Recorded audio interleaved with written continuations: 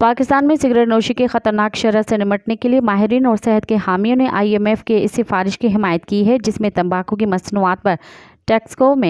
Taxes میں نمایاں اضافے کے ساتھ ساتھ سنگل ٹیئر ٹیکس اسٹرکچر میں تبدیلی شامل ہے۔ بین الاقوامی مالیاتی فنڈ کے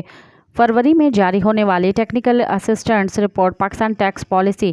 ڈائگنوسٹک اینڈ ریفارم آپشنز کے مطابق تمباکو مصنوعات کی قیمتوں میں خاطر خواہ اضافے کے بعد پاکستان میں سگریٹ کی کھپت 20 سے 25% کی کمی نمایاں دیکھی گئی ہے۔ زیادہ ٹیکسوں کی وجہ سے کھپت میں کمی کے نتائج نے ٹیکس کو عالمی ادارہ صحت کی طرف سے طے کردہ رہنما خطوط کے ساتھ ہم آہنگ کرنے کے مطالبے میں نئی جان پھونک دی ہے۔ ماہرین صحت نے بھی IMF کے موقف کی حمایت کی ہے اور پاکستان میں تمباکو ٹیکس کی پالیسیوں میں اصلاحات کی فوری ضرورت پر زور دیا ہے۔ مزید خبرن ऐं तफ़सीलात लाइ विज़िट कयो असांजी वेबसाइट www.awamiNewsHD.com ऐं ॾिसंदा रहो अवामी न्यूज़ HD।